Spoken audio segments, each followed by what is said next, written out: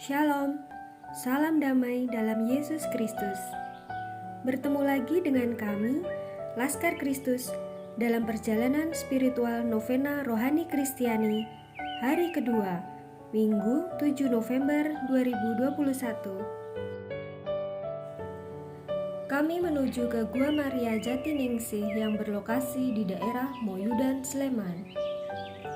Sebelum dibangun menjadi Gua Maria, dulunya tempat ini bernama Sendang Pusung. Pusung sendiri merupakan singkatan dari kalimat bahasa Jawa, yaitu Sengapusi Pusung, yang artinya siapa yang berbohong akan terkena tulah. Kemudian namanya diubah menjadi Sendang Jatiningsih, yang berarti sumber air dari rahmat Tuhan yang mendatangkan kedamaian. Air yang mengalir ini diberi nama Tirta Wening Banyu Panguripan, atau yang bermakna air bening pemberi kehidupan. Di sini kami berdoa novena yang ketujuh dengan tema Roh Kudus membawa sukacita. Perjalanan dilanjutkan menuju ke Taman Doa Bunda Kerahiman Salib Suci yang berlokasi di puncak Bukit Sempu, di area Gereja Katolik Salib Suci, Gunung Sempu, Bantul, Daerah Istimewa Yogyakarta. Peziarah kerap menyebut taman doa ini dengan nama Bukit Golgota Yogyakarta. Suasananya tenang, ditemani semilir angin perbukitan, membuat doa kita terasa lebih khusyuk dan membuat hati menjadi lebih tenang dan damai.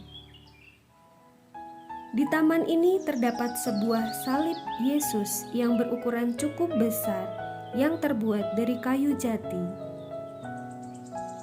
Di lokasi ini juga terdapat sebuah sumur yang menjadi sumber air bagi warga di sekitar kompleks perumahan Gunung Sempu. Di taman doa ini kami mendoakan novena yang ke-8 dengan tema Roh Kudus mempersatukan umat Allah.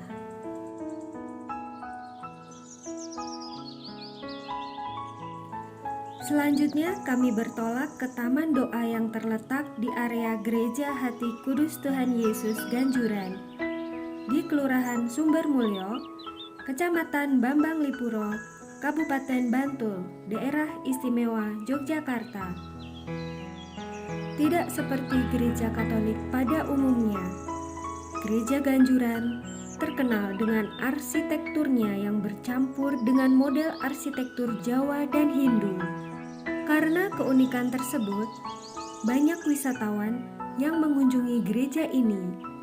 Mereka pun tidak hanya umat Katolik yang ingin beribadah, namun juga penganut non-Katolik yang ingin melihat dari dekat keindahan arsitektur gereja ini.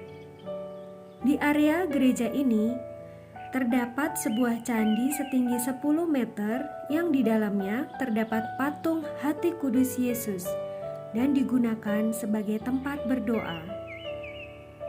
Di bawah candi itu terdapat mata air yang biasa didoakan oleh para peziarah dengan harapan dapat memberi kesembuhan bagi yang sakit. Di Taman Doa Ganjuran, kami mendoakan doa novena yang ke-9 dengan tema melaksanakan tugas perutusan. Gua Maria yang berikutnya adalah Gua Maria Sriningsih yang berlokasi di Padukuhan Jali, Kelurahan Gayam Harjo, Prambanan. Konon lokasi sendang ini dulu berada di tengah hutan.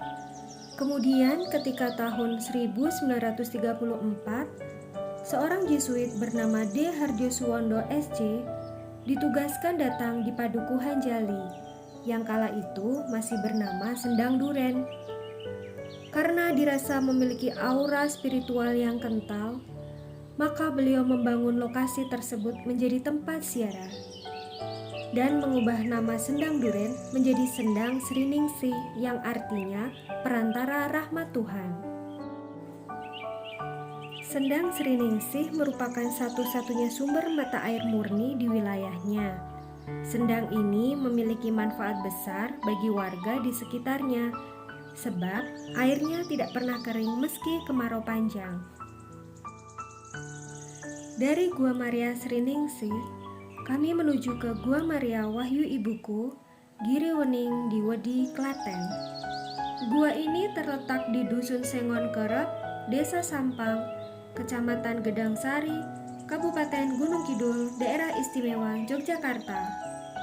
Namun, secara administratif gerejawi masuk ke lingkungan Santa Monica, Paroki Santa Maria Bunda Kristus Wedi, Kabupaten Klaten.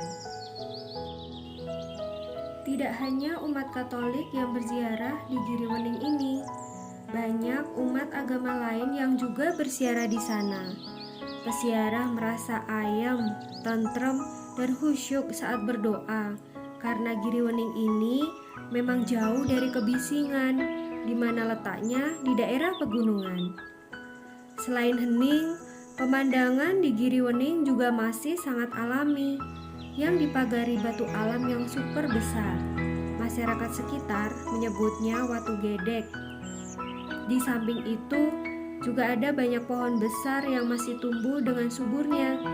Ini membuat suasana Giri Wening terasa semakin indah. Wahyu Ibuku yang berarti utusan Bundaku Maria, sedangkan Giri Wening berarti gunung yang hening.